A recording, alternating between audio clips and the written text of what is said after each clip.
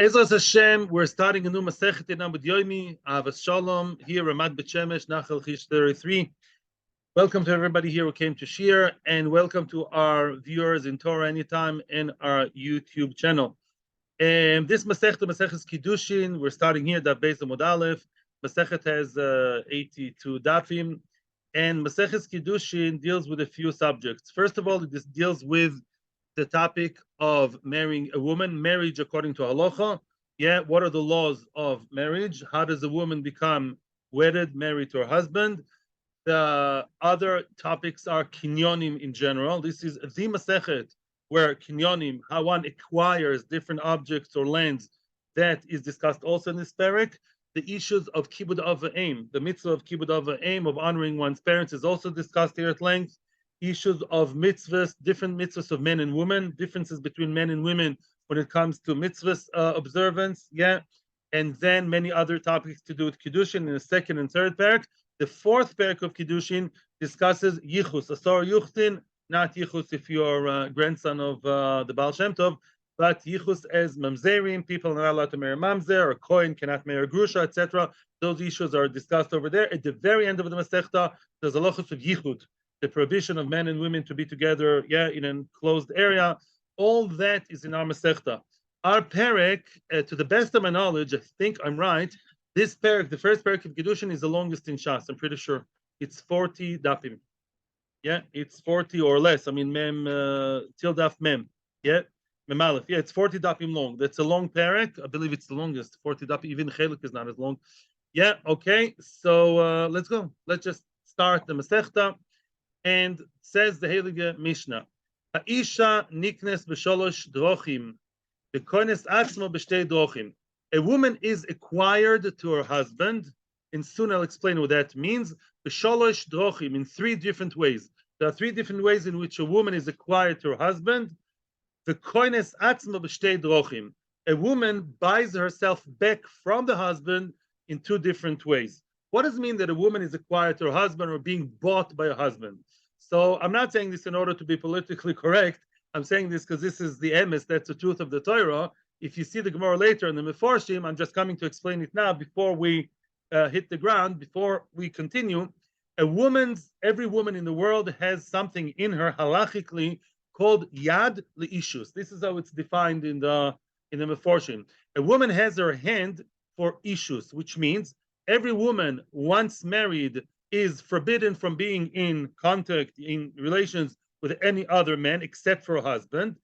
That part of the woman is acquired to her husband, meaning the fact once she is acquired by her husband, she's not owned by him. Yeah, he can't sell her to other people. He can't split with another man, chas v'sholem. That's actually a terrible thing. And it's actually against the whole idea of Kiddushin. The idea of Kiddushin is the fact that she's meyuchedes. The Gemara discusses later what happens if a man tells his wife, Aret miyuchedes. Miyuchedes means dedicated, and mekudeshes means dedicated, designated to him only. That ability of the woman to be dedicated to one man is part of her personality, part of who she is, and that part is acquired to one man when he says Aret mekudeshes li, and he gives her the pruta. As we're going to see, those three ways, that's what she is. Niknes. Rashi says one word, leba'alo. Niknes leba'alo means she's not acquired to him as a shifcha or as a person or as a slave. She's niknes to him as a husband. What does husband mean halachically? Means the only man she's allowed to be with and not any other man. That yichud, that designation, that dedication is something that he acquires in three different ways. Okay? Although here we start from the woman's side. She is acquired to him. Because as we're going to see in the Gemara soon, a woman has a say in the matter. Although she's passive, you're not allowed to marry her. Not just it's not going to work. Kiddushin against her will won't work. Let's say it says Aret Mukudeshes Li gives her the ring and she says, I don't want. We can see clearly that she doesn't want. She's very grumpy and absolutely not interested. There's no Kiddushin. She has to be willing partner, passive but willing, to be makna herself to give that issues over to her husband to be. There are three ways a woman gets acquired by her husband, and she buys herself back from him. What do you mean she buys herself back? Now she has a permission, says Rashi, now she has her own domain over herself, her own authority to marry whichever person she wants, And that happens in two different ways. Let the Mishnah explain. Niknes bekesef b'shtar ubebiya. Oh, a woman gets acquired to her husband with money.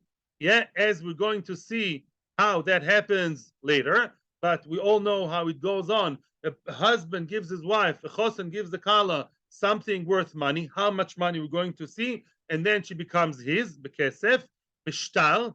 Shtar is he writes on a shtar, even if the shtar is not shver pruta, he writes the text of the Kiddushin, Haret Mekudesh Sli, and a shtar on a piece of paper with all the conditions of how this paper is supposed to be, and he gives it to her. Ubebia relations, yeah, not stam chalila, just in a way of znus, in a way that's promiscuous. They go in front of two edim and they say they don't do it in front of the edim. They say Haret Mekudesh Sli bebia zu. You will be my wife in this action of bia. Then they close themselves in the room and they do the bia, and this is how she becomes his wife. Lamai says we all know the only accepted way is kesef. Bia already, Rav already forbade that. He already nixed it in the times of the Gemara. Bia is not so appropriate to do Kiddushin through bia, and shtar is also less accepted because there are many conditions. The most accepted way, which we know today, is through kesef, which is we do it with a ring, which is also there's a reason why it's done with a ring. The kesef. Now let's go one by one. We start with kesef. Our Mishnah discusses kesef. The kesef. How much money? How much money do you give the woman in order to acquire her yad l'kiddushin? The Shammai oimrim bedina or b'shvei dina. The Shammai say bedina or b'shvei dina. I have the chart for you with all the different currencies of the Gemara. Yeah, maybe you want to start taking it now. Bedina or b'shvei dina. You can start giving it after Shiur to other people. Yeah, bedina or b'shvei dina. Dinar is one of the higher matbeas, not the highest, but it's a rather high currency. The Shammai say a woman would not be mekadesh herself with less than a dinar. So you give a woman a dinar, not a dinner. You can take her out to dinner. That's in the date, yeah. It's a good idea. But dinar, the currency dinar, which is the high level dinar currency, or anything worth a dinar, that is what you have to give the woman in order to acquire her. The Silal say much, much less. Thank you. Bepruta ubeshve pruta. The Silal, which is the halacha, they say even one pruta, which is the lowest coin, the lowest currency, even that or anything worth shve pruta, let's say a ring or anything that's worth one pruta, that is enough to acquire the woman. The kamei pruta, how much is a pruta? And the Gemara is going to discuss that at length. Echad mishmoine be'isar italki. Yeah, the way for people in the times of the Mishnah to identify pruta is to know that pruta is 1/8 of an Italian isar. If you see the chart, yeah, we see that one isar contains 8 prutas. That's the lowest part of the chart. I'm going to show it online also, but not right now. Yeah, isar has 8 prutas. Now, this is one of the 3 ways in which a woman gets acquired by her husband. That is through money. He gives her the money, and as we know, he also has to tell her at Mekudesh Sli. All of that will be discussed, what he says, what he gives, how he gives, all that will be discussed in our Perik. The Koines Atzma, Shtar and Bia are not discussed over here. The Ritva also mentions the fact that they're less commonly used. Yeah? They will be discussed later. The Gemara will discuss how she's nikne b'kesef b'shtar u'bebia. Koines Atzma, how does the woman acquire herself? How does she, so to speak, buy herself back from the husband, meaning that she's not designated to him anymore, but she can be designated to anybody else, meaning she again got the rights to decide now who will she give her dedication to. The kones atzma beget ubemisa sabal. Get, we all know about get. Get, if she gets a get, yeah, she gets a document called a get. That's a divorce document. Once he gives it to her hands, yeah, with all the 5 million conditions, berech. Once it's in her hands, she is free to go and marry whoever she wants. If he dies, if the husband dies, then she becomes an almana and she can marry whoever she wants. You may ask, what's the chiddush? Of course, if he dies, there's nobody to own the thing. Havamina would be that she's not allowed to marry anybody else even after his death. Why would have I said that? Because is she really allowed to marry anybody else after his death? No. For example, who can she marry? Who cannot she marry? His brother, his son from different marriage. In other words, Isura Arayas, most of them, Isurim of relatives, or what we call in English incest, many of them applies after death too. Yeah, let's say a father had a second wife. Your father's second wife could be a nice young lady, I'm not joking now. and he died, are you allowed to marry your father's second wife? No, even though he died, because be'etzem Eishes Av is also even after the death. One would say, hey, maybe, or a king's wife. We saw in Sanhedrin, a king's wife, she cannot marry anybody else, only another king. Yeah, that's all story, whatever, with different malachim. We had a lamaisa, a woman after her husband dies, does, yeah, or can actually can marry whoever she wants, and she acquired herself back automatically. By the time of his death, he can marry almost anybody except for his close relatives. Hayavoma. Now, up until now, we spoke about a regular woman.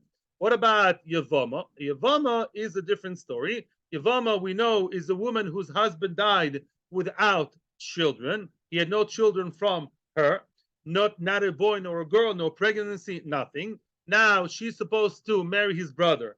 That marriage is not a regular marriage at all. Why? Because once her husband dies, there's an automatic situation between her and his brothers called Zika, which means, yeah, it's not something new that's going to happen. It's only something that has to be consummated. Once a woman marries a man, I mean the other way around, yeah, once a man marries a woman, that woman automatically has connection to his brothers called Zika. Once he's dead, he's out of the game and has no children. The Zika applies. Zika means connection. She already has connections to them because she's not allowed to marry anybody else. She has to now continue the marriage with one of the brothers, preferably the oldest one, or do what? Or chalitza. Now, Me'ikar Adin, says the Mishnah, Hayavam Niknes Bebia, meaning he doesn't have to do Midoraisa, they don't have to do any ceremony or any kinyan. The Zika is already there. Automatically, once her first husband died with no children, the Zika is already there. Yeah. Elamai.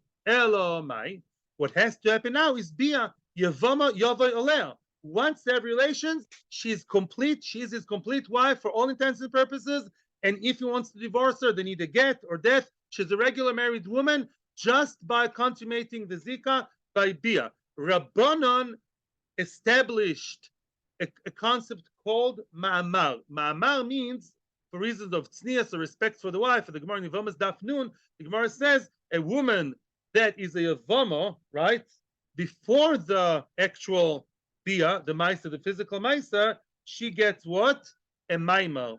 He has to do a Maimar. What's Mamar? To say. He has to say to her, Haret, something like, the Rosh, the Gemara doesn't say the text of Maimar. The Rosh says something along the lines of, Haret Mukudeshes Li Maimar. Yeah? And he gives her something, Shve Pruta. In other words, Rabbanan invented Kiddushin like, idea like a Kiddushin like ceremony for Yavama to be more like Tsanua, not to do the Bia straight away. Right? But that's only Midorabanan, and the only ramification means that now the other brothers cannot have her, only this brother who did the mimer. She's designated, maybe she has Zika to 10 brothers. We don't know which one's going to win the jackpot and marry her. Yeah, so it's a big mitzvah. Yeah, Elamai, the mimer designates her to one guy. That's my, but Midoraisa, only one thing consummates and makes her belonging to the brother is Bia. The Koines Atzma. How does the Yavama before Bia? Yavama at that stage, after the death of her husband, first one, and before any of the brothers did anything with her, they're all in the army right now. Yeah, so right now she's called Shomeres Yovam. She's guarding, she's waiting to be Misyabim to have Bia with one of the brothers, but it didn't yet happen. In that in-between situation, how did she acquire, and she's not allowed to marry anybody else. Shomeres Yovam Midoraisa is not allowed to marry other people. She has to either do what? Either have Bia with one of her brothers become his full wife, yeah, one of the surviving brothers, or Koines Atzma gets out of the story completely and marry whoever she wants, Bechalitza ubemisa sayovam. That's a famous chalitza. Now we know what it means. She has to, they go to BSD, right? And she's choletzes naloi, right? That she's choletzes, the shoe, she takes off his shoe and she spits in his face, those not in his face, in his presence in the ground. It says V'yorko befonov, yeah, not in his face, mamish, yeah. And once, yeah, she takes off the shoe, then cholzes naloi. Then we say that she's free to go. She's not connected to that family anymore, to any of the brothers, and she can marry wherever she wants. That's chalitza or misas hayovam. Yeah. Any small specific questions or no? Let's continue because that's not. I think right. That's not, we have enough on our plate right now. That's okay. Let's see the Gemara now. Or just beer? Well, we just said it. Midoraisa bia is enough. Rabbanan established a marriage ceremony called Maimel. Yeah, I wouldn't say marriage ceremony. It's not a ceremony. It doesn't have to be in the hall, and you don't have to have a photographer and flowers either. I'm saying the Maisa Kiddushin, there's a similar Maisa Kiddushin, Maisa Maimel. Yeah, the Chachomim established that. Yes, quick one. Yeah. Yibum is the chiyuv on the yabam. No. Yibum is the chiyuv on the brother. It says chiyuv to do b'miyabim her or choilet, one of the two. Says the Heilige Gemara. As many times the Gemara's first response to a Mishnah is to try and find out the linguistic style of the Mishnah. Why did the Mishnah choose certain words over other words? Says the Gemara quotes the Mishnah Ha'isha Niknes. Yeah, we said the woman is niknes, the woman is acquired, is bought. Frag the Gemara, Maishna hocho detani ha'isha niknes, u'maishna hosam detani ha'ish mekadesh. What's the difference? Why is it? Why did we all of a sudden change? Here we say ha'isha niknes, the woman is bought, acquired, niknes. And in the second parak, 40 dapim away from now, it says ha'ish mekadesh. There's another Mishnah, starting from the men's point of view, and there we didn't say ha'ish koine, we said ha'ish mekadesh. Why is it that over here we speak about acquiring, and in the second parak we talk about kiddushin, which is more of a specific, loshon to describe kiddushin, this specific type of kinyan called kiddushin. In other words, why don't we write over here ha'isha miskadeshes? Why don't we use the same specific language, which is more specific and correct regarding marriage, called ha'isha miskadeshes? Just like in the second parak, you did use that loshon. Why did you change? Here you say koine, acquire, and there you say mekadesh, more like designated kiddush. Why is that? Answers the Gemara, mishum de kabay lemitni kesef. Because the first kinyan out of the three, and the most popular one is kesef, is money. And so what? The kesef minolan. And how do we know? How do you know that a woman is acquired with money? Who told you that? Says the Gemara, this is not a new question. Rashi points out, we're not really now trying to find the source of how we know that a woman is miskadeshes with money. What we're trying to do now is linguistically understand why did we choose kiddushin, right? Kinyan, and we say because the word kesef is coming soon, and soon you're going to see that the word kesef is connected to the word kinyan. So linguistically, all these words kesef and kinyan and woman and all that are all connected. You'll get it better at the end of the trail we're going to have now. How do we know that the woman is acquired through kesef? Gomar, we learn Gzera Shova. You all know what Gzera Shova is, and I hope everyone online knows what Gzera Shova. Kicha misneh Efroin. In other words, the word, the shoyresh, the verb, lokeach, to buy, to acquire, to receive, applies both by a woman, because it says ki yikach ish isha. By the way, I should have told you at the beginning, the source in the Torah for Kiddushin is ki yikach ish isha. If a man takes a woman, ubeolo, then he has relations. So the word kicha applies in where? Kiddushin, and also in a very, very famous biblical scenario in the story in the Torah of Avram, which we're going to read in a few weeks, Avram buying the field from Ephron Achiti. It says what? Sivhocha ki yikach ish isha. If a man yikach a woman, he acquires the woman. That's in Kiddushin. Yikach. But Ksiv Hosam, by Avram buying from Ephron, it says, Nosati kesef asode kach mimeni. Look, Ephron, I gave you the money's field, the money for the field. Kach mimeni. Take it from me. Oh, so you see yikach and kach gzera shova. Vekicha ikri kinyan. Oh, here's the punchline. Since kicha works very well with kinyan, dichtiv asoda asher kono Avram. Since the field bought by money is called kinyan, bought, acquired, right? That's why we write Isha niknes b'shalosh drachim to allude to the fact, to explain, to hint to us already in the Mishnah how do we know that a woman is acquired with money? They look funny to you. A woman is acquired with money. I'll tell you why. Because niknes is to do with kesef, and kesef is the kinyan done by Avraham Avinu. We'll learn from Avraham Avinu who bought a field with money. How do you buy a field? You know that from other Masechtas. Kesef, shtar, and chazaka. A woman too is nikne bekesef. Inami, or alternative, another pasuk, Sodas bekesef iknu. It says about Yirmiyahu Novi says the Jews in the times of in his days, they should buy fields with money. So you see kesef iknu. You see that the word kinyan works with kesef.